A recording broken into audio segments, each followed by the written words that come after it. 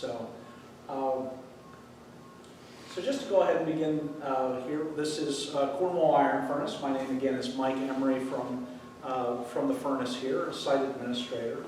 And this is part of a series of interviews that we're doing with miners that worked here in the Cornwall Mine.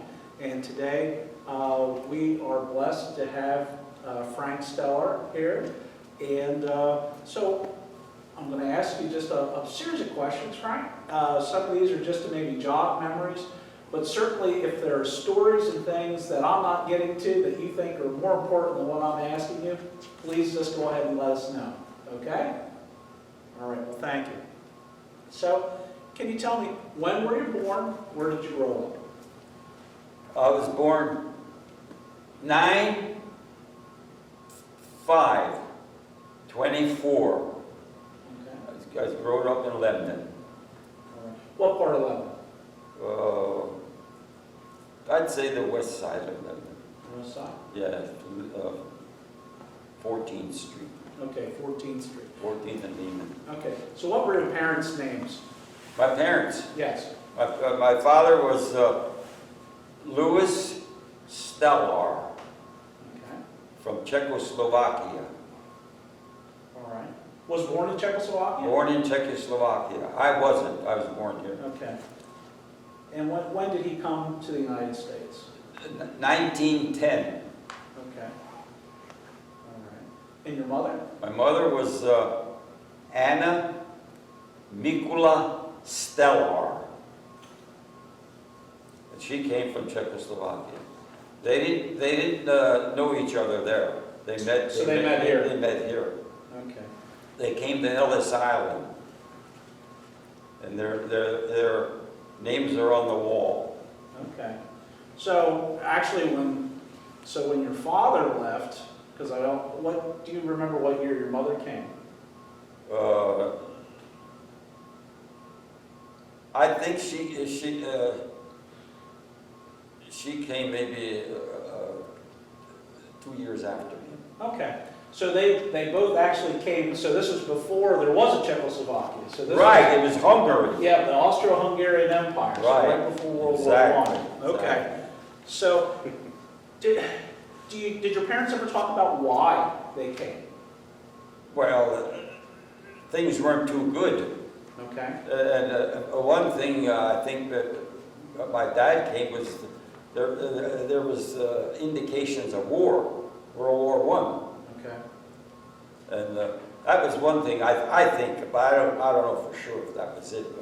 But it was hard getting jobs there and everything. Okay.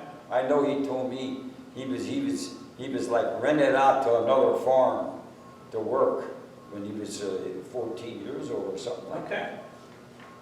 Okay. So when your father did come to the United States, did he come to Pennsylvania, Lebanon County right away, or was he They were elsewhere? in New York for not long. Okay. Short while. And then what jobs did he have once he came here? Well, from what I know, there used to be a place in Lebanon here called Coleman's Park. Yes. Okay. And I think they both worked there, and that's how they met. Okay. Well, did they work for the Coleman family that was there? Right. So did they work in the houses, or did they work in furnaces that were located in that area? No, but my dad did work at the furnace there, though. Oh, we did? He did. He worked at that furnace. Okay. And my mother, she worked, I guess, for the Colemans in the house or somewhere. Okay. Okay. So did your father work in the furnace all the time that you knew, or was that just a job that he had initially? Well, he had that job, but he had other jobs too. Okay. He worked for the Sheridan furnace. Okay. Outside of Newmanstown? Right, Okay. right. He worked there too. Well, he used to come home, his clothes were burnt. Oh, yeah. That's how hot it was in there working. Do you know what he did in the furnaces, what job he had? Well, they used to let the iron come out of the furnace and go into molds or something. Okay. So he helped with that? Yeah. All right. All right. So thanks for letting us know a little bit about your parents. Now, did you have other siblings? Did they have other children? Yes. Okay, so who were they? You want their names? Sure. The oldest one was Hilda. Okay. I think she was born 1914. And Sister Mary, she was born 1916. Sister Anna, she was born 1918. Brother Joe, he was born 1920. Okay. I had a sister Agnes, she was born in 1923. And I was born in 1924. I had a sister Margaret, she was born in 1926. Okay. I had a sister Josephine, she was born in 1948. And a sister Eleanor, she was born in 1932. Okay. And then I had a sister Rose, I don't know what day she was born, but she only lived 7 months. She died. Okay. Are you the only one left of your immediate? No, I have 2 sisters yet. You do? Yeah, I have a sister that's she's 95. She'll be 96 this November. Okay. And I have the other sister, Josephine. She's a year younger. Okay. Now, obviously we ask you here because you worked in the mines. Right. You said your father worked in the furnace. Yeah. You had brothers, you had a lot of sisters. Yeah. So, of your immediate family, of the men of that family, were others involved in either furnace work or mine work as well? Or were you the only one? I'm the only one. Well, my son worked 2 years underground. Oh, he did? Yeah, even while he was going to college, for the summer. Okay. Summer work. Okay. The Bethlehem Steel was good enough to give him work. Yeah, we had other people that we had spoken to. Matter of fact, we had interviewed one gentleman. That's how he worked in the mines. He worked there for a couple of summers. So, so you said you had one son who did that. Yeah. Okay. And this one here, he drove truck Okay. for ABF. Okay. You know who that is? Yes. Okay. Stick with the furnace. That's all right. So, okay, we'll get back then to the mines, but you know, the background of your family is great because that's a real important part of the experience that was here in Lebanon County, Cornwall. So, when did you first come to the mines? When did you start? Well, there was four of us. We were looking, after the war, we were looking for work. Okay. After World War II, we were... So these are other friends of yours that were Yes, from Lebanon? yes. Okay. We were, one guy had a car, nobody else had one, you know, them days, you know. And we were going to different places looking for a job. We couldn't find no work. Then someone told us that the mines are hiring. So the 4 of us, we went out to the mines. The superintendent was Joe Barnhart. Okay. I don't know if you've heard of him. Yes. Yeah. Maybe through interviews you might have been. Anyway, he said, we all wanted to work on the same shift, so we could have transportation back and forth. Right. And Joe Barnhart says, well, nah. He says, I'll hire the 4 of you, but I can't hire you all on one shift. So he hired the guy with the car and another guy right away. And he says, I'll get to you guys later. 2 weeks later, he called us and we went. And we did on the shift they were on. So you did all get on the same we shift? all then? had Okay. the same transportation. That's what we look for. When you live in London, you ain't gonna walk out there. Oh, absolutely. So that's the way that went. Okay. So you said that this is right after World War II. You had been in the war. Yeah. You were a veteran. Yeah, I was in Europe for 2 years. Okay. Okay. So when did you join in the Army? I assume. Yes, Okay. Army Air Corps. You were in the Army Air Corps. Yeah. Okay. So what did you do in the Army Air Corps? Cook, You were a cook? yeah, Okay. yeah. And then, what we did was, after the infantry went through, we set up an airstrip in a farmer's field, so the fighter planes can be close to the front. Okay. So that's what we did. So you had a field kitchen that you were moving? Yes, and Okay. you heard them artillery shells going day and night. You heard them going, you know. Our tents were along the runway. Oh, okay. We lived in six-man tents, you know.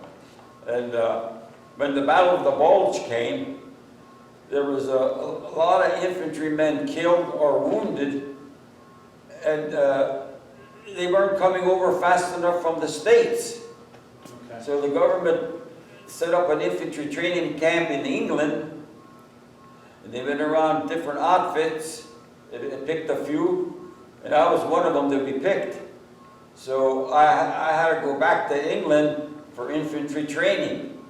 Okay. And we were on training day and night. We couldn't do nothing. We couldn't even go, we had to go to sleep right away, because we were training day and night. They were short of the infantryman. Okay. Yeah. So was that 1944? 45. Okay. That was when we left. Yeah, 1945. Yeah. Okay. Well, yeah, because the Battle of the Bulge was around Christmas time. Yes. Yeah. Yeah, right around then. So you said that you got together with this group of guys. Yeah. Had you all been veterans, or? Yes. So it's All were four- veterans. Okay. Were they all people that you knew here in Lebanon before you had gone into the Army? Right. Okay. Did they all serve in the European theater, or did you have? No, I know some were in the Navy. It's Okay. a different, you know. Okay. But you all got out roughly the same time looking for work? Right, right. Okay. So right away then, in 1946, when you were hired, you said you were all on the same shift. Did you all go into the same mine? Yes, So you were all in Right. number 4? number 4. Okay. So what was your job then in number 4? Well, when you first go down there, you're a mucker. Okay. So all I four guess of you heard that. Yeah, so all 4 of you were muckers starting out. Right, right. I don't know, we might have mucked for several weeks, you know. Okay. Then we'd get a job with a miner helper or something like that there, Okay. or a timberman, whatever. Did you muck with a shovel, or did you muck with With a shovel, an IMCO loader? with a shovel. With a shovel. Okay. That's real mucking. Yeah, that was real mucking, then doing it all by hand. Well, that's what mostly them school kids did. Okay, summer helpers, yeah. But if they were lucky, they got with a miner helper, to be a miner helper, help a miner Okay. sometimes. You know, sometimes some don't come to work, you know, and Absolutely. Absolutely. So you start in 1946, and you went in, you talked to the superintendent to go ahead and get your job. That's how you all got here. So right, how long did you work here then at Cornwall? the whole time. So from 1946 to closure of the mines? Right, when the flood came, Agnes. When Agnes came. Yeah, that was it. That was 26 years underground. Okay. So 26 years underground. Yeah, and one year in the open pit. Oh, you did have a year in the. Oh yeah, I drove truck in the open pit. Okay. Was that in 72, 73? 70, mostly in 72, well, and 73. Okay. So after the underground mine had closed due to Hurricane Agnes, you were driving truck in the open pit. Right, were kind of they opened that up. Well, I was home for a couple of weeks. Okay. I was home for a couple of weeks, and they called me to come and drive a truck. I never drove even a pickup truck in my life. And they called me to drive the Ukes. Oh, yeah. The big trucks. Yeah. They held, I think, about 24 ton. What we were doing was hauling rocks in them. Okay. Rocks. From one end of the open pit to the other end, dumping it there. You know. Okay. And then when the ore came, they gave me another truck. It was a 12-cylinder truck. What the heck was the name of it? I can't think of it now. Jeez.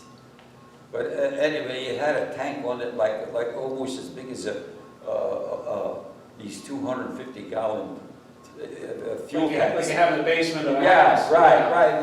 In the back of it wasn't quite that big, but it looked like it was. Right. Yeah. Biggest tank you'd ever seen on a Yeah. vehicle. No, I get Yeah, that. to drive that. And that held about 85 ton. Okay. It had, what was it, about eight wheels in the back. Right? And when it rained and that, and you were going up through, you really had to go this way to get out of the open pit. And you come to a turn, if it was wet, you couldn't make that turn. Your front wheels would slide because you were loaded that heavy, in the Right. back end. You had to back up a couple of times to get around that turn. So, oh, go ahead, Mike. So you were driving out of the pit and you drove? Yeah, I was driving the ore up to number 4 mine to the crusher. Right, right. And I remember dumping it there, and Pete Grandy, he lived here in the village. Okay. He would pick with the payloader, pick it up and put it in a skip, and it would go up into the crusher. That's what I did that time. Okay. Oh, so you dumped at the number 4 head frame, the number 4 shaft head frame? Yeah, right near the skip. Okay, so you were using the same crusher that they used when the underground line was open? Right, exactly. Ah, Yep. I never knew that before. All right, that's good new information. Do you remember how much, when you got hired, how much they paid you an hour? How much you got, what? Get paid an hour. Oh, When you were hired? when I was hired at the mines, Yes. $1.05 an hour. Okay. And that was good. That was good pay. That Yeah, that was good. was a good job. Okay. How much was it when you stopped working at the mine? I think it was 3 something. Then I got a job on the highway. Okay. So, you had talked about that, so we know that you were a truck driver and you talked about being a mucker. What other jobs did you do when you were here at the mine? At the Especially- mines? Yeah, when you were underground. Oh, I did most of them. Okay. Most of them So such as, go ahead and, I'm familiar with. okay. So did you ever do any blasting when you were underground? All the time. Okay. All the time I did the blasting. You did your own blasting. Everybody did. Okay. Everybody did their own blasting. So what were you using to do blasting? Well, the first real job I had underground was, they call them slushing drifts. Okay. It's a drift. You're gonna. I was the head miner then. I was a head miner then, and what you do? It's 8 foot wide, 9 foot high, Okay. and sometimes they go on a slope up, and they have what we do was. One shift, you would drill the holes. Then the other shift come on, they'd clean out. Okay. They'd clean out. And to keep on grade, the engineers put on a board there and fastened a peep sight. Okay. A peep sight there. That would give you your level, how to keep going on that same level and the same straight. Okay. And we would drill 16 holes. 16 holes. There'd be two machines drilling. Guy was on the platform. He was on the platform. You know, two boards up on it. Okay. So and he drilled the top holes, and I would drill the bottom holes. And then I'd have to line him up with his machine to drill where he's going to drill. that a jumbo machine? Something like that. Okay. They were automatic, by air, you know. Okay. And you used water to flush out the ground up rock. And we drilled the holes about 9 foot deep. 9 foot deep. And usually, there's about 16. If the rock was soft, we drill a couple more holes. Okay. And see, the harder the rock, the less powder. And if the rock's soft, you have to use more powder. Mhm. Okay. It's like maybe like gummy, but it's not gummy. In that way, and well, we'd make those about well on each side. They call them fingers. They're holes. Okay. Finger 1 and 101, finger 2 and 102, like it there. And you usually have about 6. That'd be 12 holes in that. We usually go up 100 and some feet In the slushing drift. in the slushing drift, right? Right.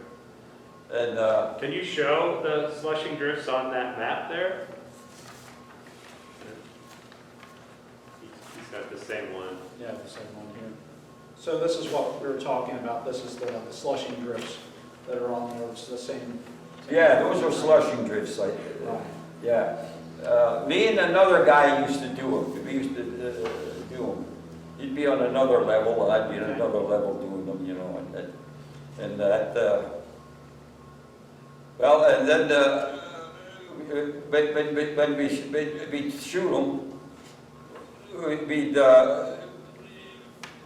the first stick we put in, we put the cap in it, and put it there, then pound it a little bit with a stick, a long stick, you know. Okay.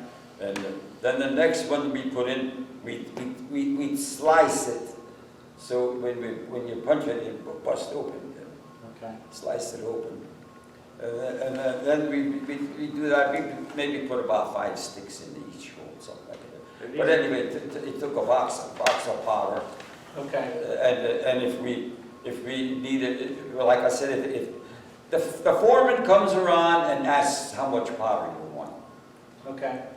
you're responsible. Right. How much powder you want? I tell him how much powder I want and everything, you know. And he only comes around maybe once to see it. Once a shift. Yeah, because he's going around a lot of different places. Right. The foreman. Yeah, and And these are sticks of dynamite you're using. sticks of dynamite, yes. Okay. And Did you ever use ANFO in the number 4 mine? the what kind? Ammonium nitrate fuel? Yeah, they were using it. The other miners were using it. You know. But not you. No, I when I was using it, see, I didn't stay on that job. I'll tell you a little later on. Okay. We worked that job. Then we would shoot night shift. Okay. We would shoot that out, and we see there's like we call them cutting holes. They come in slant inside, and those are the first ones we shoot the light up to bring out the center. Okay. Then we go around lighting the other ones, and the bottom holes we lit up last, so it would blow it down the drift a little bit, so we have room up there to pick loose and everything. You know what I mean? And when day shift came on, well, I did it too. When I come on day shift, first thing we do is there's a hose that was blowing up there to get that smell out, smoke and smell. You shut that off, take a water hose up through and wet it down. It's the rock and that. Okay. Then we'd go up there and start picking the loose down around the top. See, the buck was there that you can stand on it and pick your loose down. Bar it down. Or bar it. Right. Right. Right. Sometimes there'd be a slab up there like and you get your bar iron. Yeah. Get it done. You want to pick your loose down, make it safe for yourself. There you go. So, And then we had to scrape it out. Scrape it out. We scrape it down and pile it up down the front where you know what the haulage drift was, yes. where the train ran. Mhm. Okay, we pile it up down there and have enough there to load a train, then we'd load it with the rock, you know. Yeah, and then after we get it, then we have to level it off, and we had a post we had to put up. It had, you could tighten it at the bottom, you know, Okay. to keep it tight. And you put, we put two arms on, one for the bottom and one for the top arm. And then it was like a saddle on there. You put your machine on there. Yeah, big bolts to tighten up and everything, you know, tighten up and everything.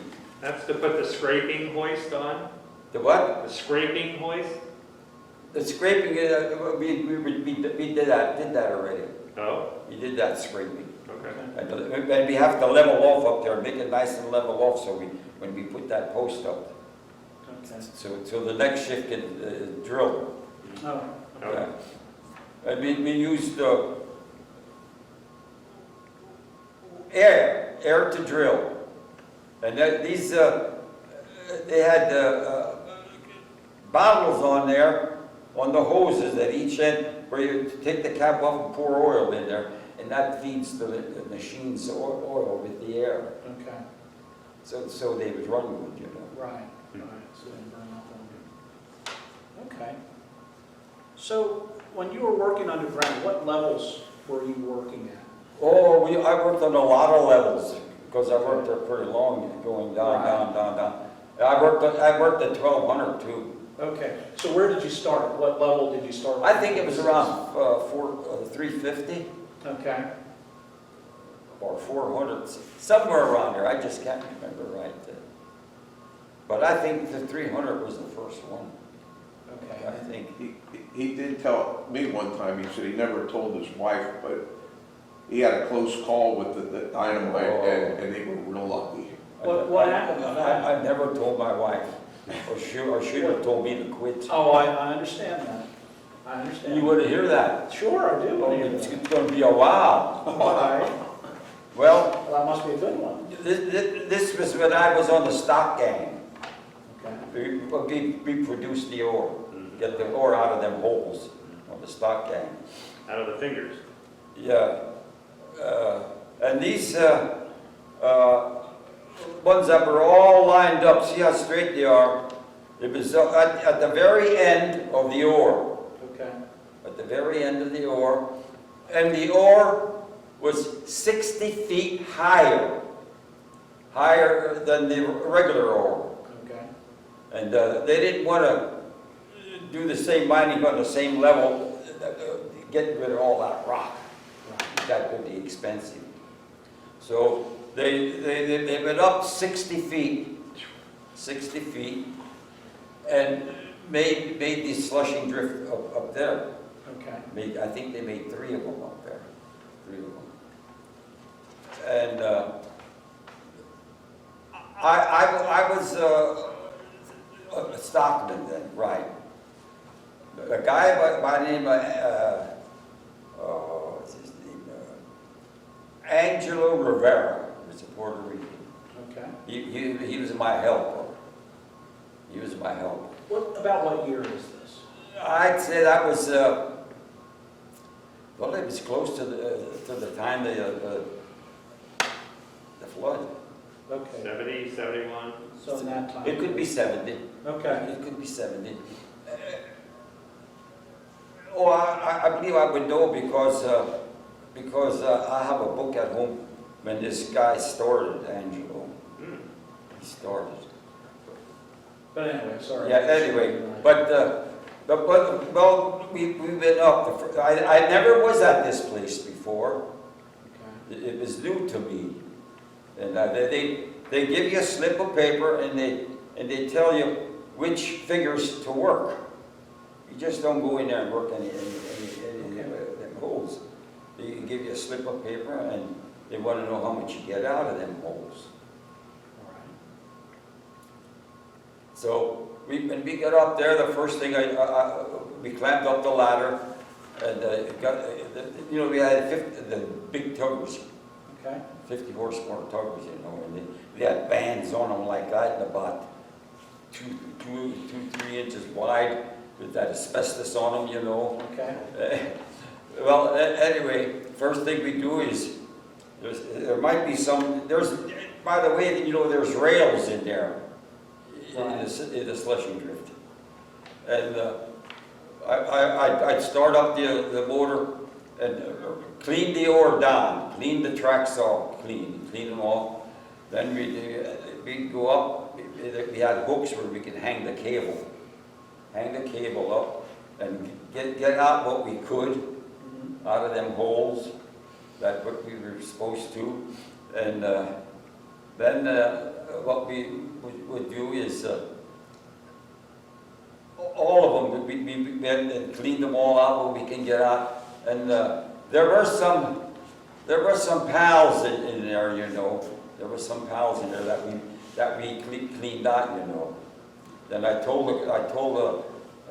Angelo to go and get a box of powder and two fuses and primer cord. Okay. Do you know what the primer cord was? Yes. Yeah, I hooked all the shots together. That's what the primer cord is for. And I think it was about 6 blasting poles. You know what the poles are? Right. Maybe somebody told you already. A little bit, but go Yeah, ahead. Go ahead. they're big, long tree sticks. Not too heavy. And you tie your powder on there and you jam it up against the ore or rocks, whatever's up there, and to break it up, to get it out. So what I did was I did I used about maybe 15 sticks on some, and maybe 10 on some, maybe 6 on some, whatever I think it needed to bring that ore down. And I had we had the whole box used up, and I also in the very first figures, this one. I had dug a hole and put 10 sticks on the bottom of it and covered it up because there was a big one up there, and when it would come down, it would lay on there, and then I could break it up. Okay. So at the back end, I can remember this good. That last hole back there, I got a big chunk out. We barred a big chunk out. That's all I could get out of that. But I was going to shoot it and inside. Okay. Yeah. And so what happened was, till I got up there, I was out of powder. I didn't have enough powder to go to the back end. Okay. I didn't even go to look at it. And in the back, the very back, there's a level with the slushing drift. There was a manway to go down, to get out, Right. and check. That is so to get the smoke and stuff out, Mm-hmm. And I had that. Never before did I have a slushing drift like that. It was flat. Most of them were. You had a ladder to get out, or you were level. That would bring you out to the other what you call it, where the train goes. The tramming. Yeah, the tramming train. Or crosscut. Anyway, so anyway, I had them all hooked up. All the pole shots I had hooked up to go off at one time. Okay. And of course the one at the bottom there I had buried. Why that had the 10 sticks. So I hooked them I wanted to make sure them pole shots went off first. So I cut about maybe 8-10 inches off the first fuse that I wanted to cut. So I lit that up, and then I lit the one at the bottom. I had both fuses at the same place. These are lit fuses? To light them. See, those fuses, when they burn, after a while, like tar comes out of them. Yeah. Yes. That's so they were waterproof. Right. Right. So anyway, when I lit them, my buddy, he went down the 60-foot ladder. The guard, nobody goes up. Okay. And I'm going to go out the back end and guard back there. So I light the fuses up, and I go up. Hey, I'm taking my time. I'm going up, climbing over piles, and going up through. And I got to go up, to go down the shaft. Here, this big chunk was in there. Oh, no. A big chunk. I couldn't get out. What are you going to do? Oh, jeez. What are you going to do? Good question. What did you do? If I stay there, the concussion will kill me. Right. And if I go down through, maybe the shot may go off. So without blinking an eye, I quick start going down, and as I was running down, I couldn't run too fast. There was a lot of stuff laying around, and I got my knife out, so I was going to cut the fuses.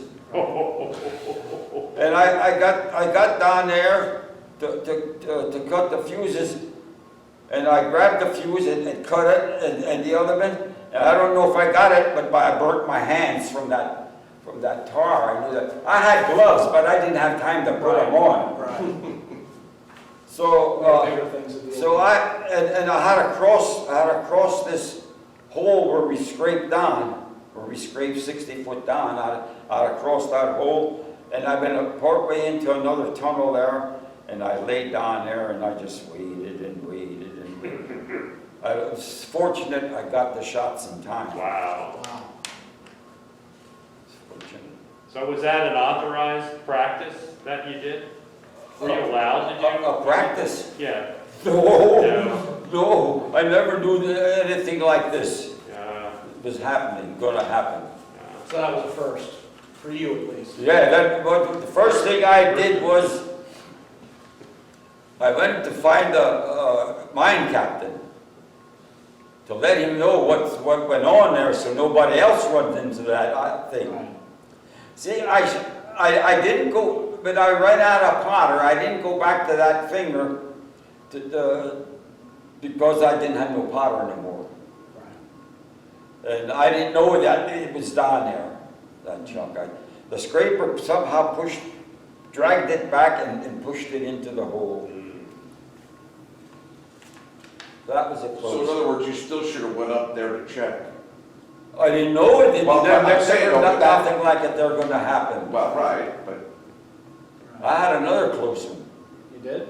Yeah. What happened that time? Well, this time I was the stockman helper. I was the stockman helper this time, and So this is much earlier.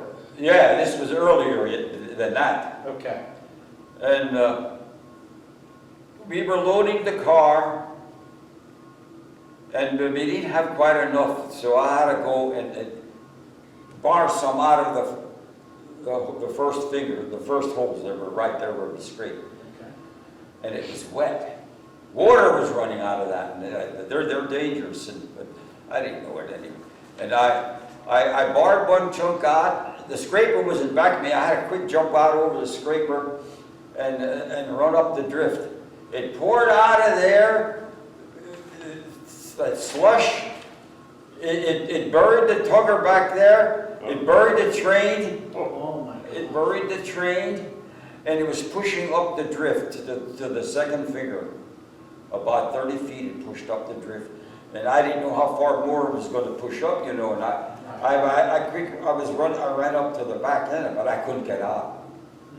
I couldn't get out. That was your only way out, right? Huh? You had to go back down to get out. No, you couldn't. That was filled up with, everything was filled up. Yeah. Matter of fact, the guy didn't throw the main switch in it. They had push buttons to start the motors. They burned that motor out because it ran and it burned it out, you know. And anyway, I thought he got it, and he thought I got it. Okay. But I was up there in the back there, and I was waiting for help. It was sealed off. Timbers, 10 by 10s or something, and they had just enough room for the air to go through to push the powder, the smoke and that out throughout that way. And I couldn't get out that way, so I had to wait till they cut me out. It took about a couple hours, but it seemed like a half a day. Yeah, it seems a half a day. You're down there and it's pitch, well, it's blacker than black. Do you remember what level you were on? No, No. I can't remember that. Is that in the 50s or the 60s? No, it was maybe early 60s. maybe. Early 60s. Okay. So now, you talked about some near misses that you've had. Oh, what? You talk about near accidents. Yeah, that yeah, you've had. right. Do you remember other accidents from other people that you knew that worked there? Oh, yeah, yeah. They were killed. Did you know some of the people that Oh, were yeah, yeah. killed? Okay. Yeah, I knew them. So, do you remember anything about any of those stories? Well, I know one story. The guy named, they call him Kiki. Anyway, he was a little potbelly guy, you know, anyway. And engineers, I think it was it engineers or somebody came down, they wanted to see how it's done. Okay. And this guy was a stockman. He was a stockman to get the ore out, you know. And there was a chunk in there. Ordinary, if they wouldn't be around, he wouldn't have drilled it. Okay. You know what I mean? Yeah. And he was drilling it, you know, and somehow it broke, and it hit him, and his guts came out. His guts came out. So he got crushed by that big of a... Right. And that was only because they were there, because he wouldn't have did that. We know that. We know he wouldn't have did that, but he did that. And there was a friend of my son. They both worked underground. He was killed. He was killed by a mistake. They were working on the slope where the ore goes out. That slope where the ore goes out. They were working on there. I guess they might have been bucking into the skip or something, you know. And I don't know. They had the ropes there. You pull them to ring bells. How many? Where the skip should come? What level? Okay. It should come. So you'd ring so many bells Yeah. and put it to some... And I don't know. Somebody must have maybe pulled it or something, and the skip took out and crushed the guy. A young college kid. Oh, wow. Okay. Yeah. But then there was I can't think of his name. Another guy that was killed. I'd say there was about 3 to 4 guys that were killed. But there was some before I got there were killed. Oh, yeah. They were killed. There was one group that was in the bell. They call them bells. They were making a big round, opening them up, you know, and they said they were loading. They said they were loading the holes. And they said there was a thunderstorm outside, but anyway, dynamite went off somehow and it killed a couple of them. So it was a dangerous place to work. Well, Could be. yeah, but you know you can make it safe too. Right. So when you're doing all these things, I assume even though you were in the military, you weren't an explosives person, correct? I wasn't what? You didn't deal with explosives in the military? No, You no, weren't demolitions no, or anything no. like that? So when you came to Cornwall, how'd you learn how to do that? I mean, was there classes? Did you work? No, you learn it from the guy you're helping. Okay, so when you were a miner's helper, that's what you were learning how to do before you became a miner? You would learn the skills like... Yeah, you know that Okay. stuff, you know. All right. Because nobody will tell you how much powder to use. You're the judge of that. Okay. So was there someone that you worked with that you thought was pretty good that taught you how to do that? I mean, Oh, yeah. Okay. Do you remember who that was, or? There was a guy by the name of Charlie Cunningham, Okay. and a guy by the name of Harvey Twyman. All right. Don't see, that's a three-man team. Well, is that how it worked? Was 3 men? Yeah, Okay. it's a head miner, the miner, and the head miner helper. Okay. See, if you get a little more money if you're a head miner helper than a miner helper. Okay. So were those people that you were assigned to kind of all the time when you were a miner's helper? Were those 2 other guys? You're right. Okay. Yeah, I had them all the time. All right. A guy by the name of Leroy Showers, and Crash Cudley, and another guy, I don't know what, I forget his name is, but everybody knew how to dynamite. Okay. But working on the job is how you learned how to do all that, but there was Right. But there was no classes, no No, manual, no, books. no, This no, was no just, classes, this is nothing. how you learn how to do it. You just learn from what you were doing. Okay. Did you ever talk to the safety committee when you were there? On the safety committee, Yeah. I'll show you them, I have papers of that. Oh, okay. Okay. If you want to see that, I'll show you. On your near miss, where you couldn't get out because the block was there, did you talk to the safety committee about that experience? No, No. I didn't tell them. The only one probably knew was that, the guy, The head miner or the superintendent? no, what's his name, his name was Carpenter. I can't think of his The first mine name. captain? No, he was either, yeah, he was the mine captain then. There were 2 mine captains, Bill White and this Carpenter. Wow. I got him, and I brought him up there to see what went on. What was going on? I didn't want no one else to go through what I went through. Oh, absolutely. Absolutely.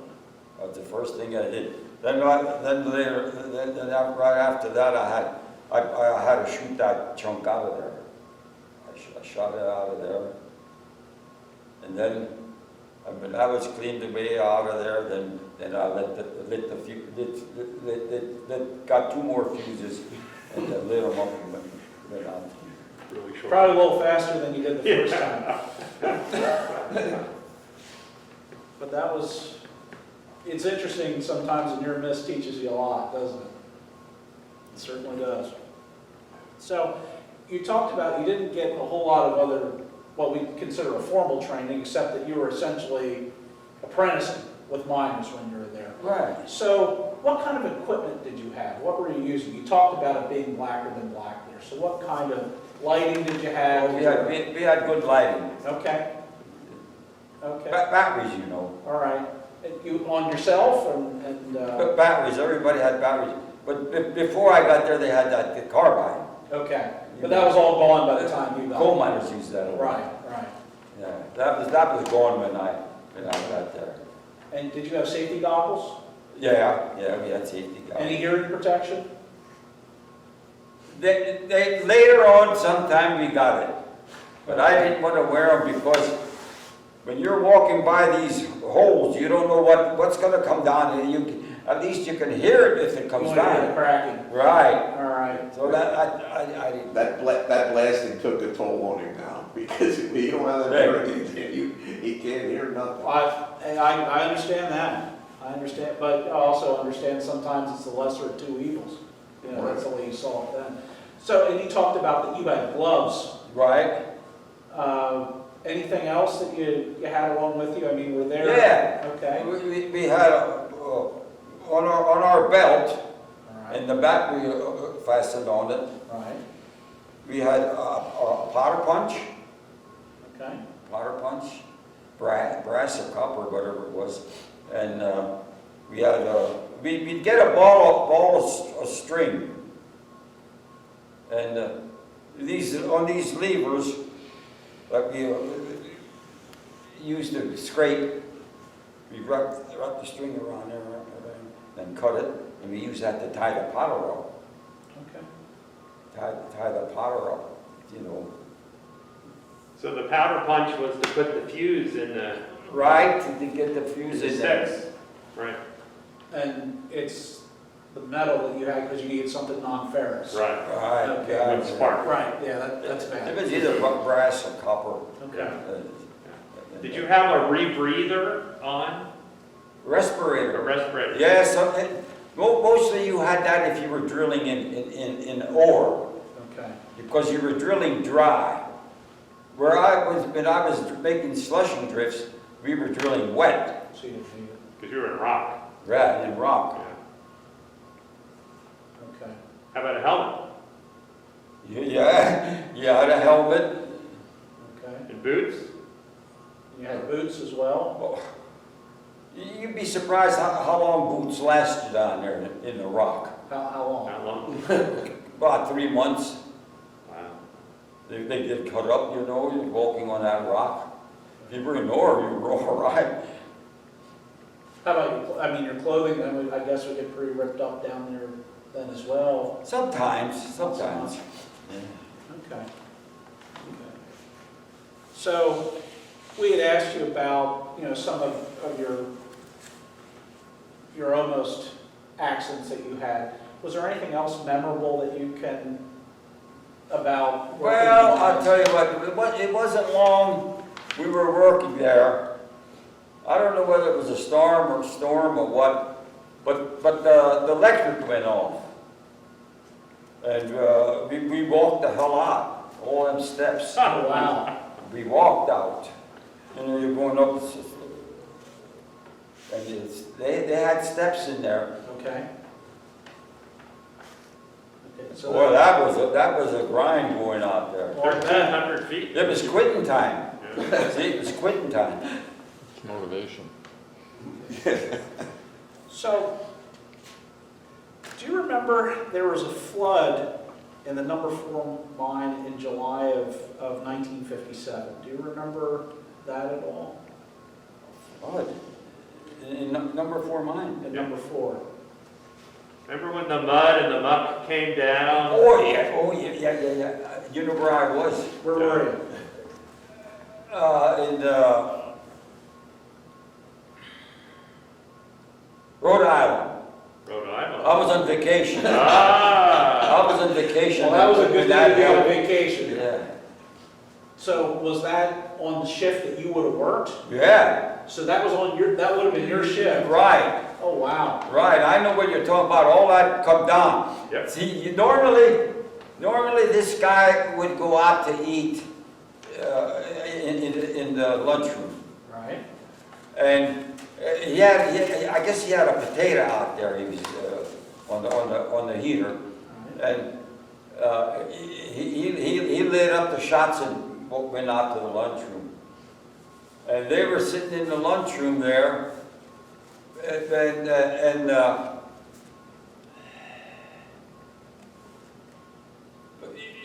what I want to tell you is that first of all, the train, when that train is running, every so distance they have a thing that you hit it, and the buzzers go on. That means the train's coming Okay. to get out of the road. Get out of the way.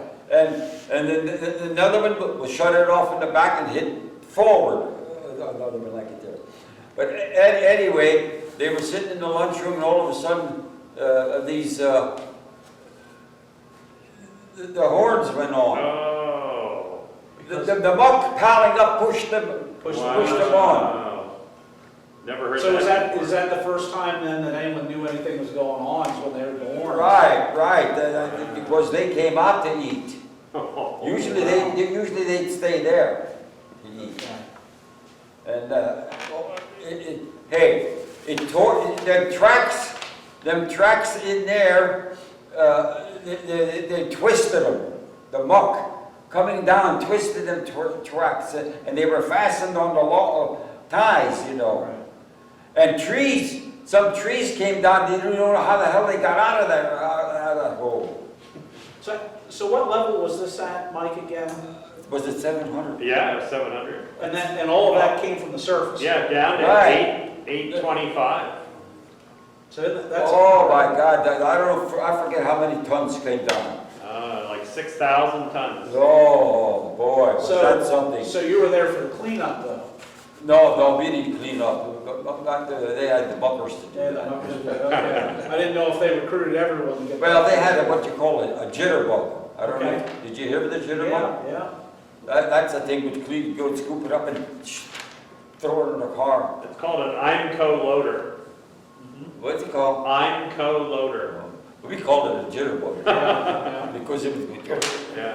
But it took 6 months to clean out all that debris and muck. I don't remember, but Yeah. I that was something. Yeah. Well, I knew that of that, and I knew what happened for me. Right.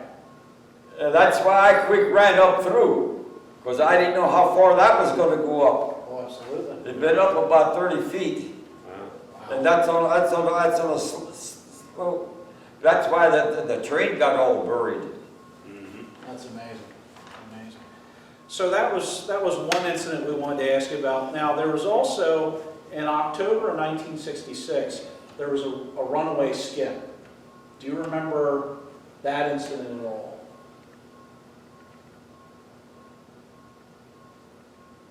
If it was a runaway skip, was the cable, did the cable tear? Yeah. Yes. That was it. But you know, that had that much power with the load on the skip. I guess they had took about, it was either 12 or 14 ton at one time. Okay. And they were steel with the posts, you know, in there. I don't know how many it tore out even going up through. As it was coming. As it was going up through, tore them out, but I don't know, jeez. It also I had sliced, experience. it also sliced the power cable to the mines. When the hoist cable snapped, it sliced through the electrical supply line. Yeah, I knew of that. Yeah. So then the miners would have had to walk out that time too. Yeah, but that one time I stayed down. I wasn't about to walk out. I didn't care if I stayed there all night long.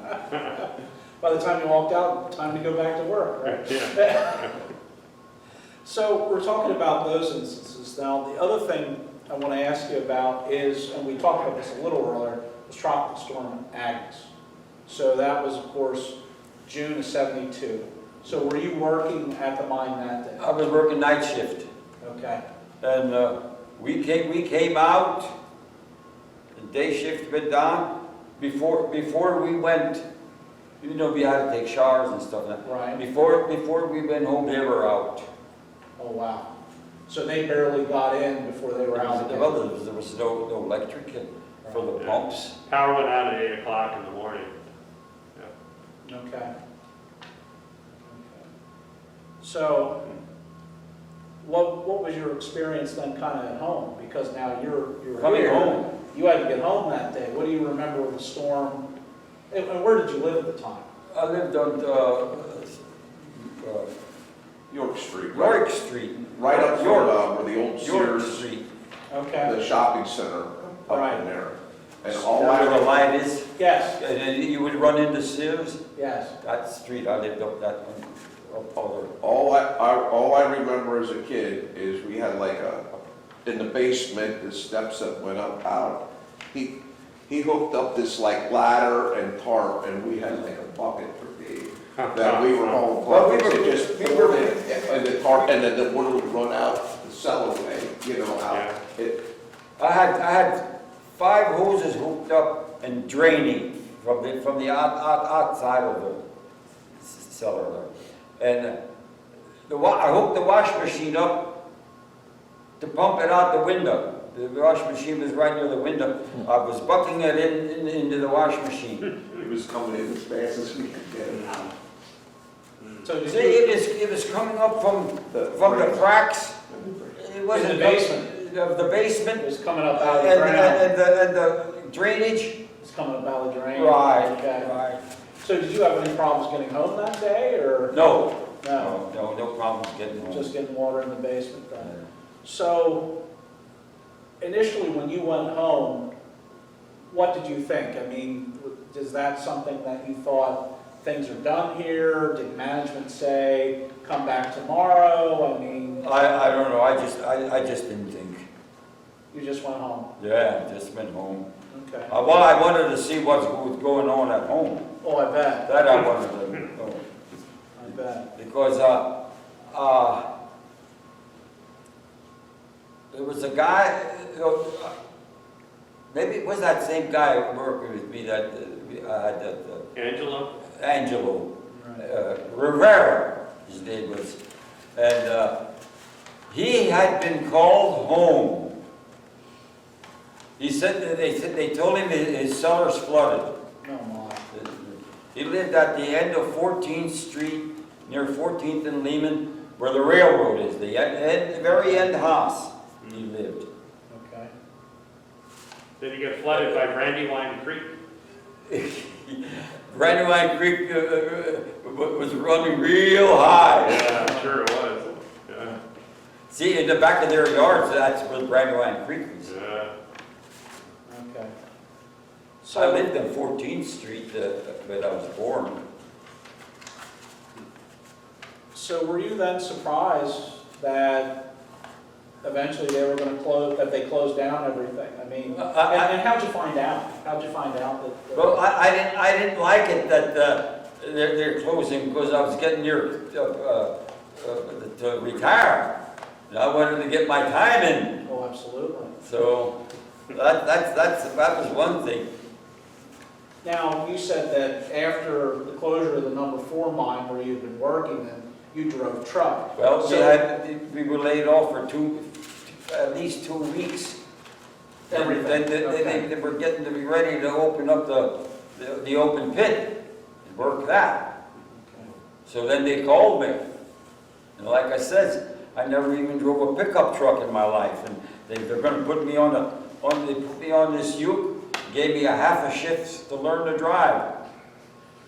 Okay, sink or swim. Yeah, and if you didn't know how to use the mirror, forget it, buddy, because you had to back into the shovel loader, Okay. and the drop was about 30 feet. The drop was. There was only enough room for one vehicle to go back. He says that they used to load them so heavy hoping that they'd break down. They used to try to load you heavy and break down, then you get a break, you know. Oh, jeez. Okay. But you were able to, when they did finally close, weren't you a little shy and you still got your time then for retirement? Yes. I had to take a 2-year layoff. See, there was age plus service. Okay. You had to make 80. And I had 76. 76, so to get age and service, I had 2 years to get 80. That's how I got it, by pension. So, and they didn't count your military time because that had been. No, they didn't, but the state did. Okay, When I worked on the highway, they gave me my time. okay. So so you worked here until close in 1973, driving truck? Right, So then after that, you said you went to the state? right, I had to get a job, I wasn't Okay. getting So where did you work out of that? Was there, 11. okay, so you worked out of Lebanon? Yeah, out of 11. Okay, and when did you retire from that position? It was In September of '86. Okay. In '86. I think I started in what the heck was it? 73. I think it was '73 I started. Yeah. I got 13 years out of them, plus my 3-year service.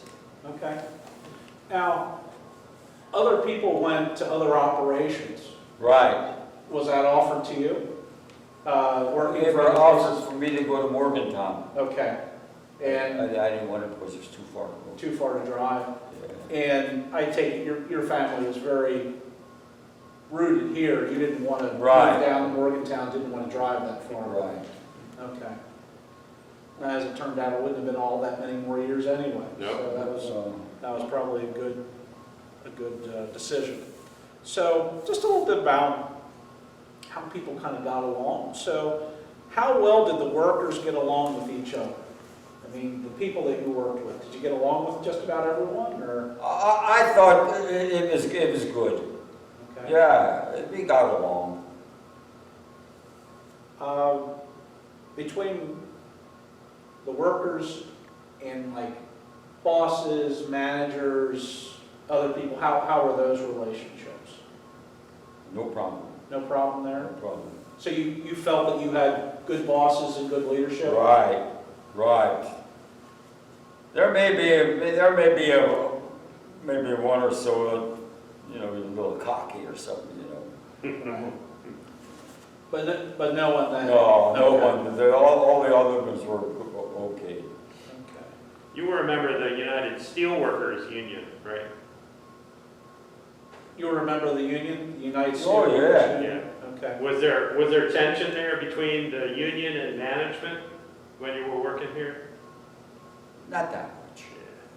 No. I don't think so. Okay. Now, because of how dangerous your job was, trusting your coworkers would be a big thing. Everyone that you worked with, did you feel that you could trust them? Yeah. You never had problems were there certain people you like to work with more than others, though, I assume? Well, that could be, but not really. Okay. Okay, so you had a pretty good group of people that you were working with. Right. Right. Okay. So now you talked about a couple of near misses. Were you ever personally injured on the job, even something minor, when you were working here? You said you burned your hands on the car. Yeah, but one time I was between the slushing drifts. There's an area that we had to go in there and drill, and the one guy was drilling here and I was drilling here, and I started the hole, and somehow it broke off, and the stink started falling, the drill started falling towards the other guy, and I went to grab it, and in the chuck there, it chewed some of my finger, I had to go to the dispensary to get it fixed up. That's about it. You went to the dispensary in Lebanon. Right, at Bethlehem Steel. Yeah, wow. So they couldn't take care of you here. No. Jeez. Yeah, Yeah. So, for sure. I know one of the things that we've talked to a number of miners is that there are a few people that collected rock specimens when they were down. Is that something that you ever did? Did you ever? I did. I collected some stuff, but one time we came across the place where it was like a little room. We had to crawl in there, and Okay. a lot of this fool's gold Right. was in there. So did you physically get into that room then? Is that? I something crawled you saw? in there to Okay. Don't get see it? some of that. All right. Do you remember when that was? Is that the 1950s? I think that was earlier in my time. Remember when the state geologist came down to look at that room? No, I can't remember that. We have some of the specimens from that room over there in that display case. Yeah. The big one Yeah, on well, the top. I was in that I room. remember a kid, I think, he might have brought one or two. I used to bring a lot of that stuff home. I mean, We had a train, and then we put it on the cars, the fool's gold. Okay. You know. Well, that was a neat idea.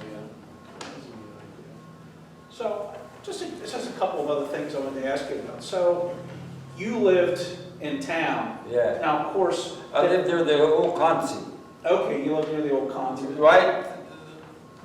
Well, it was Freeman Street and 14th Street. Okay. So you never wanted to move your family here to Cornwall in one of the houses, or you just thought that was a better place to live? Because, you know. I was young then. Okay. Because the When I company had lived at houses 14th here, so. Street. Yeah, because, like you said, you Yeah. Cornwall Miners. Those were nice houses. Okay. Okay. So you just wanted to live in Lebanon, you didn't want to live here then? Right, Okay. right. All right. And I think the other thing I just wanted to kind of circle back for. So you entered military service, you said 1943, 1944? 1943 I entered. Okay. So did you have jobs before that? Yeah. Okay, so what did you do before the war?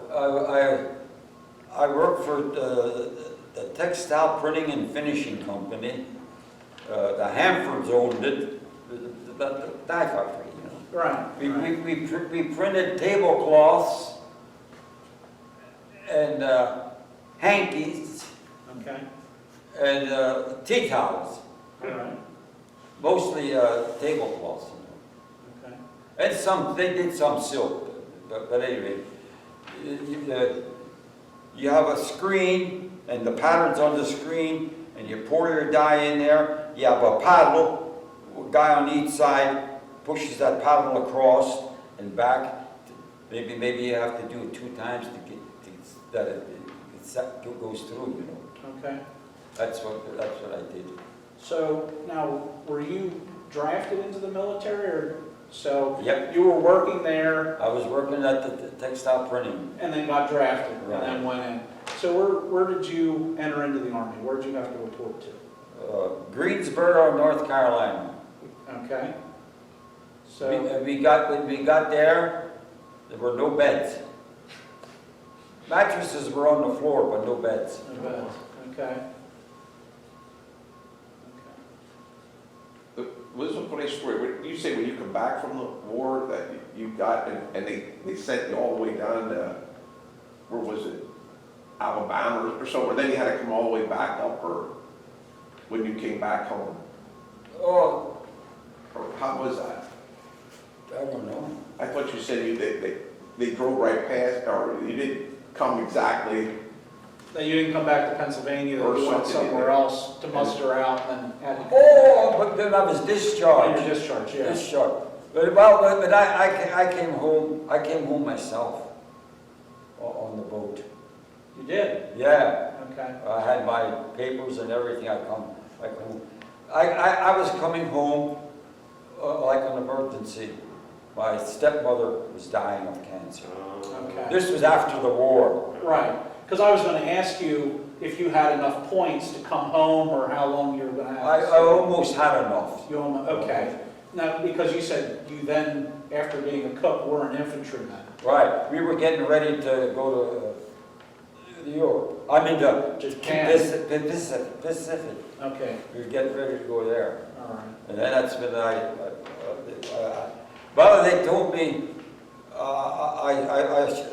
they took me to the airport. Okay. And the flights were closed. Bad weather. It was bad weather. I couldn't get on a flight. So I took a train to Paris. Okay. I took a train to Paris. I was on my own. And I got on in Le Havre. Okay. Le Havre. You know, my dad got on there to come to this country. Oh, so you Yeah. came through the same port? Yeah, That's Le neat. Havre. And we came home. We came home on the, it was called George Washington. It used to be the Kaiser's private yacht in World War I. Okay, yes. We come home in that boat, And so somehow the rotor went bad, and there was a terrific storm. Oh, jeez. A terrific storm. We were on our way home, and the waves looked like mountains coming at you.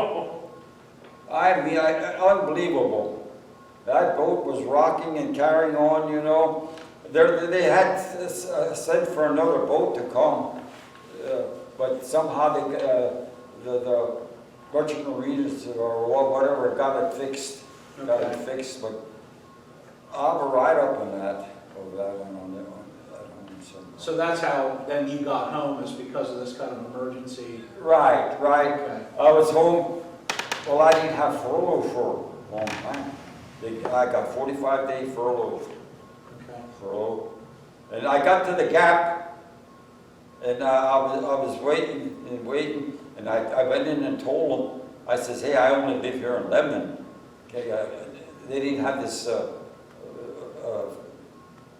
filled out for me by furlough. Okay. And so I asked for a 3-day pass. They gave me a 3-day pass, and I got a bus there at the Gap. I got a bus at the Gap and went into Lebanon, and I walked in a house Christmas Eve. Who was more happy, you or them? Well, did Mom used to skip school and you would go out the canal and go out there? Did Mom would take off from school or something when you were younger? Oh yeah, before I was married. Yeah. Oh yeah. So we could be together. She'd play hooky. We'd go out to the old canal. Okay. And we rode our bicycles out to the old canal. I can remember that. Frank, did you want to show us what's in here? Oh, Here, I'll bring it over. is this over? No, you're No, still. we can still go, but go ahead. If you do it now, Oh my gosh. we'll get it on All video. right, I have that. I don't know about this. Yeah, I got that. There we go. These are some pictures.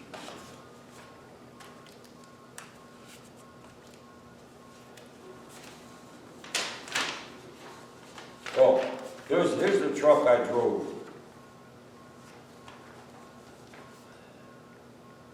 At the end, in the open pit. Yeah. Okay.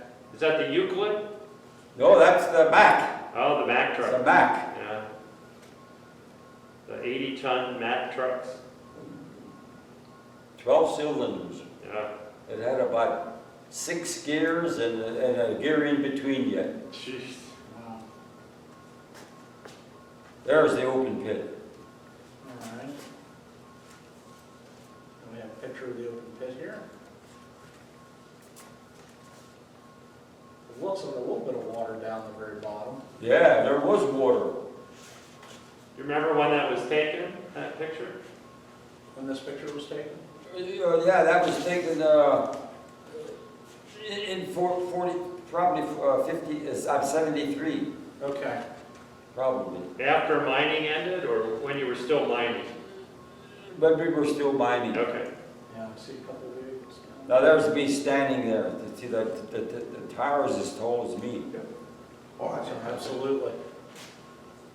I've seen them before, but it's been a long time. Okay. There's another picture of the open pit. They seen that. He's a young man. There's me dumping there. Yeah, look at that. So do you know who took the photos? I didn't take that. No, who did? Do you know One who of my did? buddies took them. Okay. Well, another truck driver. Another truck driver. Yeah. All right. As a matter of fact, I think his name was Pete Rossini. Okay. I know his dad used to be a foreman underground.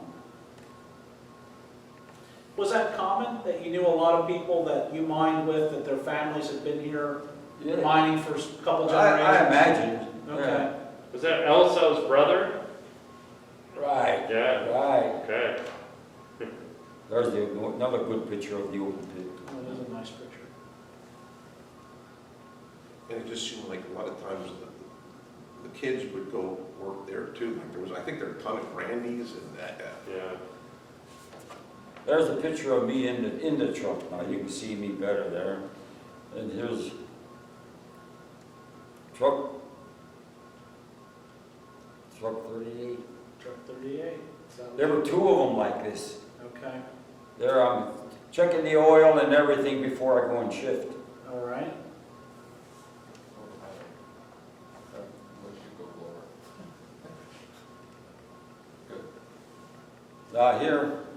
Here, this, so this is just before things close then? right, It says right. June 73 Right, on here. I'm working in the open pit. Yeah, looks like you're going from the There's a back to the picture of me, front. me drilling. This was in the magazine. okay, That was in the magazine. so May of 1956, in the Engineering and Mining Journal. So are you still getting royalties from this one?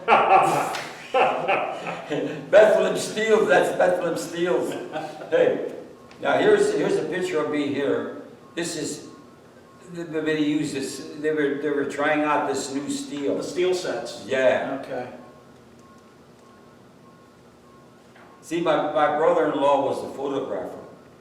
okay, and who was that? And Jay Angelo. So that was your brother-in-law? Yeah. Okay, We married sisters. okay. Yeah, Interesting. we, of course, I was best man for him too. oh, you were? Yeah. Okay. Okay, so that's interesting, because we have many, many photos that were taken by Jay Angelo here at the site because of Yeah. that. So that's why I kind of asked the question about who took the photos, because I was wondering if those were his or not. Was he one of the four that started at the same time as you? No, Jay? no, He was already working here. yeah, I think he might have worked before he went to the service. He was in the Navy. Okay. Okay. There's a picture of the outside, Okay, you know, where the hoists were Right. and everything. so a picture of the number 4, Head frame? yes. Did you ever see the skip? Yeah. You didn't. Did you see the skip? Here, I'll take a look at it. Here you go. Okay. Let's get him on video. Okay. Did you see the skip? Why don't you see it? Oh, sorry. That's how we go down. Oh, and you're in Massive. this? Yeah. Was that frightening? When you went down in the skip? was it frightening? Did it scare you? The first time, maybe a little bit, you know. Yeah. Yeah, I mean, how was that? I mean, one day you're working above ground and then someone says, hey, I'm going to give you this job, you're going to be working underground. I mean, did you consider that? Well, we wanted work. You wanted work. But You needed work. He always told me he loved it because in the summer it was cool and in the winter it was warm. Yeah. The temperature. It You always, Yeah, it never get down. fluctuated Right. like a degree or two. Yeah. About 55, 57 degrees. There's another one. I guess I don't. It's not the same one. I don't think. no, I don't think it is. It's slightly-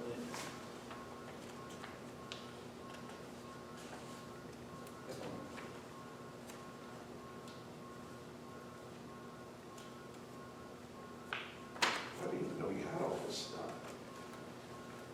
stuff. This is all A man with some secrets, right? that passed away. So what's this from? From the people who worked underground Okay. that passed away. Since the mine closed. Yeah. Yeah. Right. Okay. Right. Now here. There.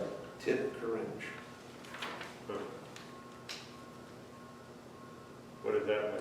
So this is United States of America Department of the Interior Bureau of Mines Certificate. A safety certificate? Yes. First aid methods. So you had some training. So 1950, and this is from April of 1959. Yeah. So is this a class that you had to do here? Or No, you had to go- that's, nobody got hurt. Okay. There's another, we had that twice, Okay, now I got it. all around, Safety. Sentinels of safety. safety. Okay.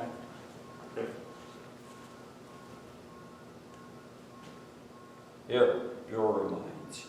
All right. Certificate of Accomplishment in Safety awarded to. The winning safety record in 1965 with number 4 mines. No. And here's one that's from 1967.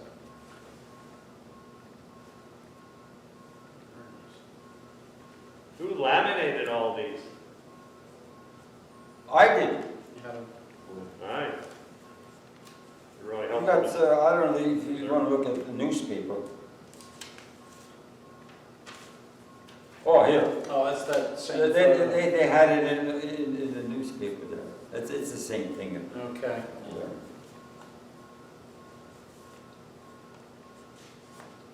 So how many of the people in this photo do you still remember on here? I'd have to go through it. Okay. Yeah, I guess pretty many. Okay. Can you, are there people that worked with you? I mean, you They said. might be, probably are on there. All right. Yeah. Now here's the picture of, Oh, the final yeah, reunion, they had that in the papers. 2007? 2017. 2017? Yes. 2000, that doesn't seem right. It sounds like it's too, it was longer. Was that your last picnic, that That's what it says. 2017? 2017. Oh. I thought it ended earlier. Okay, it did. So here's 2007. You know where that is? Right, down in At front the of the school. Yeah, at the school. So. The miner The statue. miner statue. I said, we were talking, we wondered what happened to that. Brian, With the chainsaw carving that. here's village where that, up. Schmutz was where they used to take it up there. The tailings.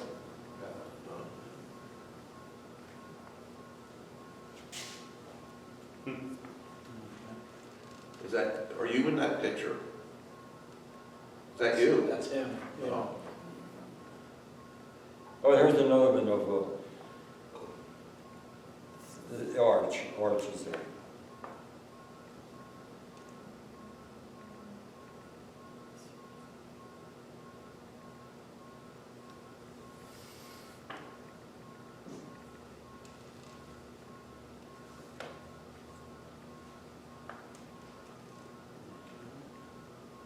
Is that a newspaper article? Another newspaper says ex-miners meet again. So about another one of the miners' picnics. What year was that then? 1983, it says. Oh, 83. That was at another place at the Lions Club. Oh, Back Rex. at Rexmont. Okay. I don't know if you've seen this. You might have seen this. So this is a Calendar. calendar, Cornwall Mines 26th reunion from 2008. No, that's cool. 2008. So all the pictures of The inside animal the mines, yes. Did you seen it, didn't you? No, Did you? No. never. You want to look at it? Sure. So I'll just go back a little bit more, just to ask you a little bit more about your service. So you said that you were trained as an infantryman, so then Right. did you go as a replacement into a unit, or We were on our way. you were on your, Yeah, we joined up with the Texas Division, okay, the 36th Division. We checked we got in there. okay, so where did you actually meet them at? So where, you said joined up, where were you, In, was this in France, was this in no, Germany? it was in Germany. Okay, It was in Germany. I can't think of the place. He said, with the first night you were in, was it Paris or something? Oh, that was when we first came from England into France. Right. We landed, we crossed the channel in the plane. Oh, okay. And they are, our equipment and everything, probably been over by boat. But when we landed in somewhere near Paris. Okay. And instead of pitching our tent, you know, Right. pitching a tent, I went and slept in a German Messerschmitt that was shot down. I went and I slept in that the first night. Okay. I have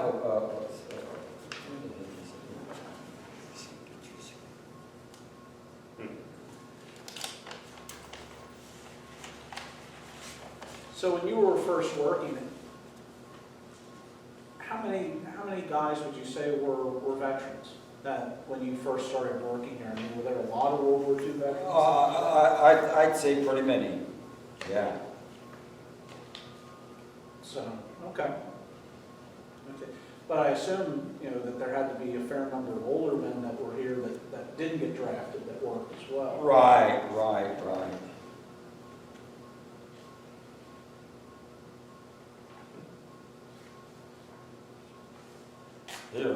There was Julie. See the posts? Oh, okay. Posts in the arms on there? Yes.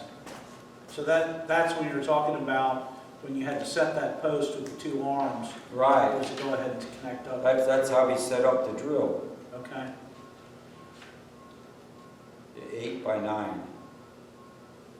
And 9 feet deep. Because that's the Agnes flood, and it's kind of 2008 date. Oh. Probably Charlie Neal or something. Well, Charlie was gone back then. Must have been somebody else. What the heck are they? I mean, you go through Myers Village, and you go right up through there. I mean, we used to walk back in there, the park, and then I was just back there, and the gate was open. So you with the minor statue. What are they doing in there? Back at, outside of Minersville. Yeah, like when you pass the baseball field, Yeah, and when you on the curb there, cars park and they go hike back, or go down to the old Right. pit or whatever, but the gate was open, and, oh, it's just They- big game lines. back yeah, there. but they cleared the whole, like, Oh, really? they cleared a big area out now. Oh, interesting. Well, you know, Wilder's bought that property. See it now. All the Are property. you in this picture here, Frank? No. $4.4 Okay. million. And that's why they have those signs up. Yeah, Don't okay. destroy Cornwall. Right, No mega warehouse. Yeah. That's what they're proposing to do, build this big warehouse. But then they want to build a luxury hotel complex and a marina. Was it? yeah. Okay. I don't think we need any more, I don't think we need any more warehouses. You climb 78, you know, Yeah, exactly. and if you've got an 81, chapel, that's crazy. like our truck, I see them all. Yeah, Oh, okay, so this is the one that they used in that ad. Yeah. Okay. Yeah.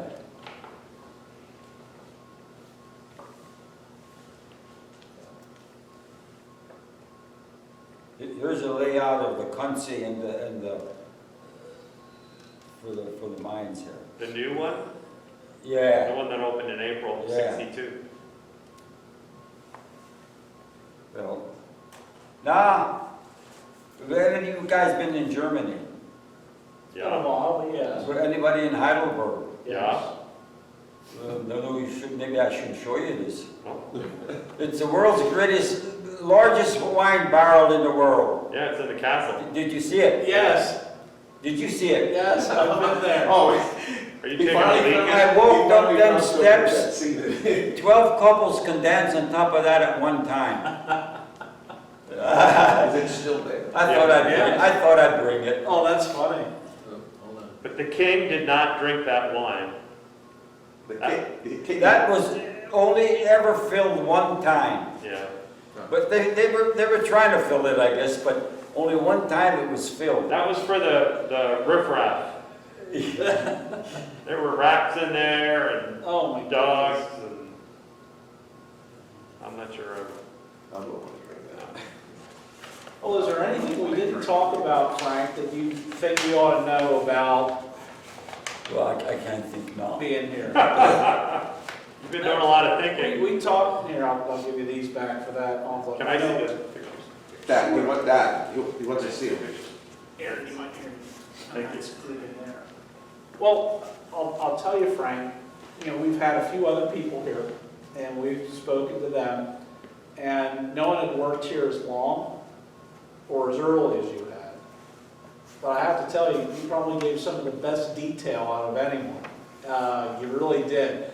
And, you know, Mike has been studying this now for a very long time and is actually in the process, we're editing a book that he's put out based largely on the records of the monthly reports that came out from Bethlehem Steel.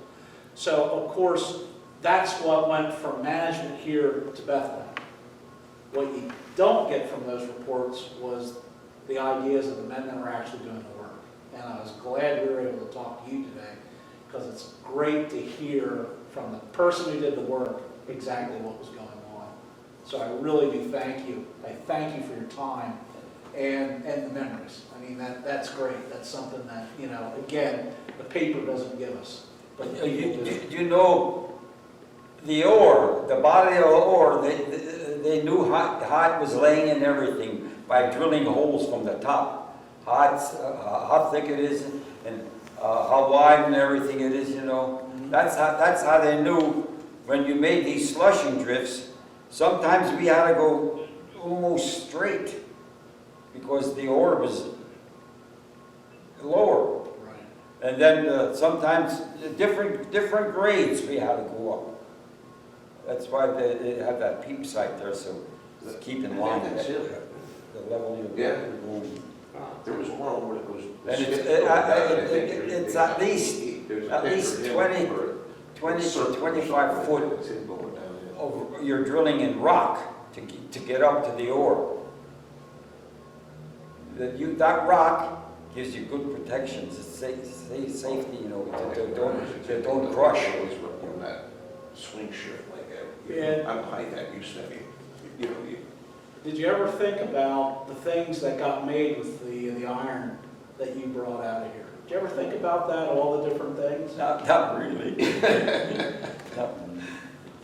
Because it is interesting. I mean, you know, over the history of the mine, you know, it's been estimated that 106 million tons of iron ore came out of the hole and the different mines. So you just sit there and think, 106 billion. 106 million tons. That's a hell of a lot. Yeah, because it was a long time too. That's the other thing. Oh, yeah. Very long time. he But told, are they counting the open pit too? Open pit? yeah, he Both But of you know mines. what we did the last day, or the last maybe 2 days, we were dumped, we had, I was back on the Uke for a day or two, ground or rock or whatever, all around the open pit.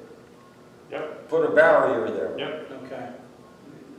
Keep the snowmobiles out. Yeah. he said though, like at the end, he said they were getting a lot of ore out of there and they closed up. He said they were, It didn't pay, I guess it didn't pay to get it though. Right. Wow. And Yeah. I worked in that open pit a year. You know what? I also swam in there. Did you? Yeah. All right. Yep, you weren't allowed to though, but my son, You thought you were entitled. my other son and I, we used to take the dog for a walk back through there and we'd go down there where we used to come out with the trucks, you know, it was a slope. And the dog would be, when we got near there, he quick went and he'd come back wet. He was in before we were. And the three of us, the dog and my son and I, we'd be swimming in the open pit, which you weren't allowed to do. Right, anyway. right. But whisper that, don't. also We got them on tape. we seen some girls and guys Yeah, way statue. over, and they were jumping off the rocks into the pool. Oh, wow. They were there swimming too, but you weren't allowed to. Well, he was used to as a kid, like behind Boss Cobb's there, there used to be the Twin Kiss, they used to. Oh, we yeah, used to go I skinny there, dipping I up swam in in, there off up in hundreds of there. times. I remember as a kid, you know, we'd dive for bottle I caps, thought that you was know, the like. best place in the world to swim, that clean water. Nice and clear. Yeah. Nice and clear. See, I lived right near the Quincy, the old Quincy. Okay. I used to, that used to be my places I used to run around. There and in the Coleman's Park. Before there was a Coleman's Park, we used to go in there into the orchard and get apples and stuff. When the Colemans had it, I guess maybe they were dead by then. I don't know. Yeah, I forget the timetable when that goes over to town. I think the last mansion closed in 32. Was it? Yeah, and that's when they Well, transferred the properties to the city. Well, you were 8 years old. 8 years old. I was flying around there. Right, and then they stood for some time before they came down.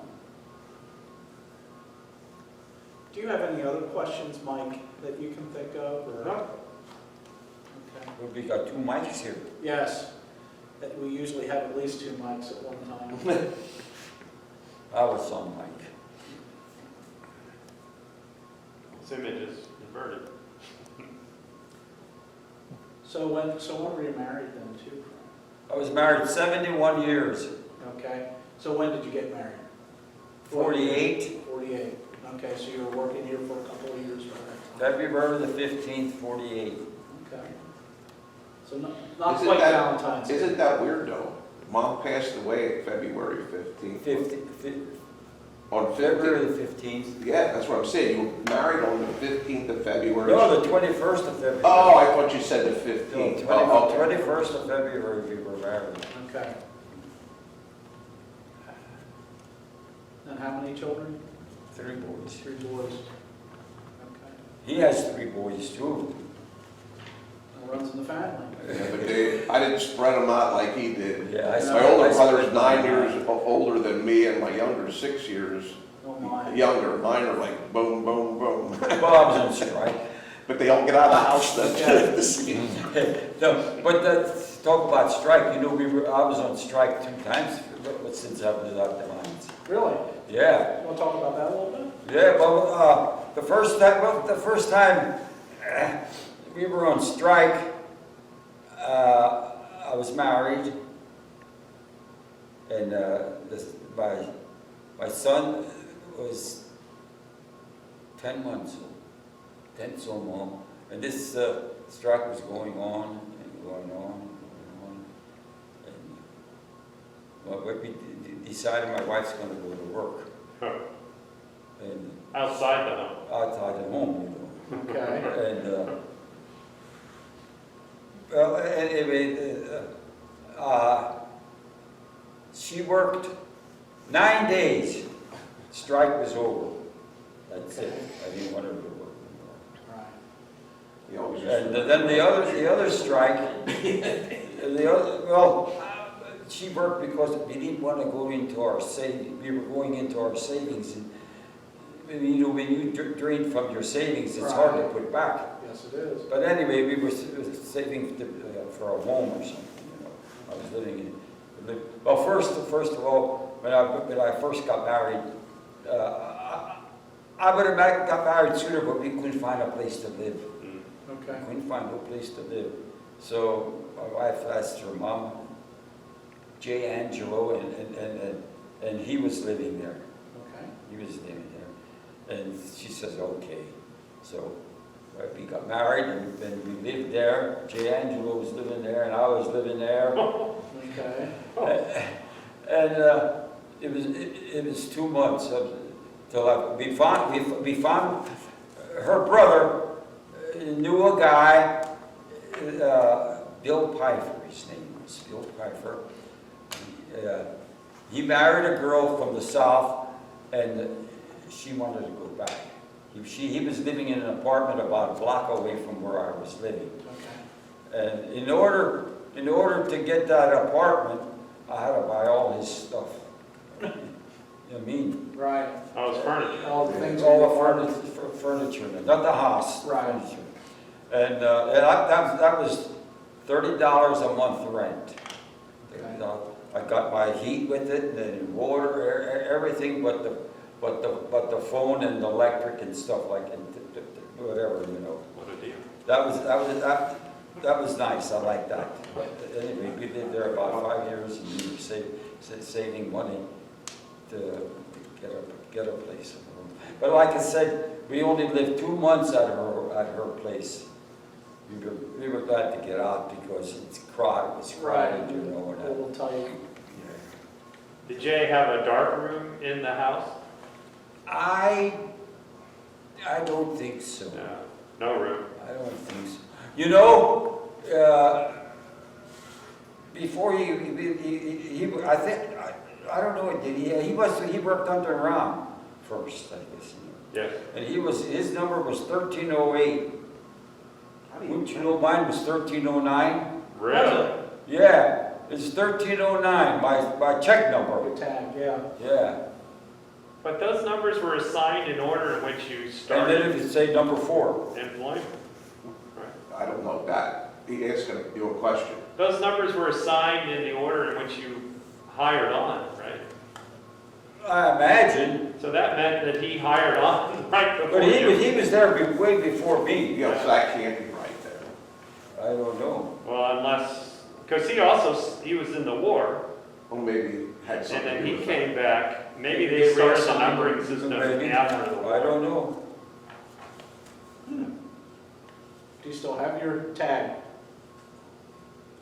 I don't know. Your brass tags? I don't know. I left home. I didn't know what I left there. Okay. when they moved out to an apartment and a lot of the stuff.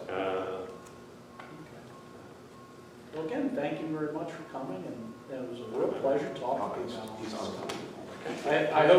I hope it Oh, yeah. was all right for you too. Yeah. He can read. I'm always been out west and all that national. He reads All right. all kinds It's of supposed to be a stuff. nice day for that. Oh, There it is. good. He's just, I think, is Pam going to your Canobas? yeah, Friday.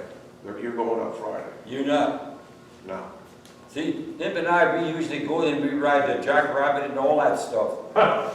That's We had the other year 4 generations on the Phoenix. On it. He literally, I can't believe to this day, because we were in line, I said, Dad, are you sure you want to go, you know the thing that goes way up in the air and then it like free falls? Yeah. I said, Dad, are you sure you're really going? This is like, what, 3 years ago or whatever? And he- last year.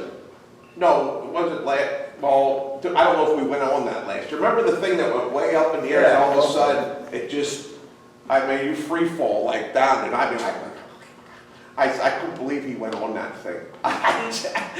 It's just like, we used to have a camp up in Sullivan County at Washington, and we used to go off like the Hillsgrove Bridge, and he's like in his, like 84, and he's like jumping, 20, 25 feet off the bridge into the stream, and I mean, he's like, he wakes up and he never complains about aches or pains, and I'll have like, almost feel like I got a heel spur, or I'm aching, I can't, and never complains.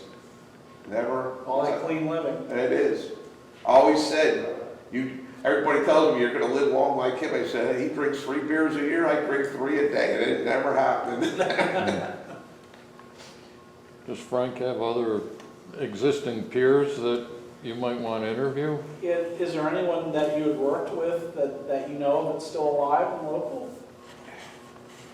A couple. No, I didn't work with them or anything. Oh, you didn't? I know one guy, I belong to the Retired Steelworkers Club. Okay. I don't know if you ever heard of it. No, I haven't. The Retired Steelworkers Club. And his wife is the president right now. Her dad used to be the president. But anyway, Tim Wolf, he worked at number 3. Okay. He worked at number 3. So Tim still lives locally then? We have a meeting once a month, and we get a meal there. Oh, very good. Yeah, it's down, they have it. It only costs us $5 a year. And we get all these meals every month. And You Well, paid your dues. They sold, what happened was that they sold the building, that the steel worker, whatever, they sold the building, they took that money, and then they had it down at the Hebron Fire Yeah, they Company, wouldn't- once they a wouldn't month, they get rid play of money, bingo, they'll so- get groups and Oh, they'll have feed. definitely. There? Oh, there you Oh, go. that's great. Who's the one guy that lives out near Grandy, did he work here? Pete Grandy, Yeah, did he work here? he worked at number 3. Yeah, he's still around. Is he? Yeah, he's still around, but he ain't too good. Oh, He used to okay. come to the Y a lot, you know. See, that's the problem, you get a person his age kind of interview. And I've been going to the Y Come here for and know 54 years. what's going on. That's great. That's great. I have a routine of my own whenever what I do. Oh, aren't you glad you came? He said, I don't know if I want to do this. He said, I had a good time. My routine at the Y is, I'll walk around, they have a track at the Y. Okay. I've I've never been. never been at in the Y. Above the gym, there's a track. There's three lanes. Walk, jog, and Crawl. What I do is, this takes me about 45 minutes. I walk around 5 times. At the one end there, they have a stand there with handlebars, you know. I get up on there, after I walk 5 times, I get up from there and I swing back. I can't go forward because of the wall. Okay. I swing back 20 times. Jeez. 20 times I swing back. Then I walk around 5 more times. Then I run around one time run around. Then I walk around 5 more times. Then I swing on these bars 20 times. Then I walk around 5 more times. Then I swing on these bars again 20 times. Then I walk around 5 more times. Then I skip around the track 1 time. Then I walk around 5 more times. Then I swing 20 times. Then I walk 5 more times around, then I'm done. Well, you were using that war machine too. Oh, yeah, that's the other thing, the row machine. You push it. Oh, yeah. I had my brother has it one video. I It's didn't like, care so much. it's unbelievable. But I do this 3 times a week. Very good. I just have to keep him out of the, stop going in the sauna because he was getting light. Well, see, I'll do it. hey, you know how to skip. I do. Like this, It's time to all around the track. That's an aerobic workout. Oh my God. Here, where's that folder tab? And the run, There's the little envelope for the picture. I only run Oh, because I don't want small to blood it after The me. catch on the top. There you go. Yeah, Just I in think there's case. some others embedded in there. There's some other little ones here, hang on. Here. That's funny you had that picture of the cask. I haven't thought of that in years. What is this? I think that's all, you might have to go through 30 these. years ago since I've I seen think that's all.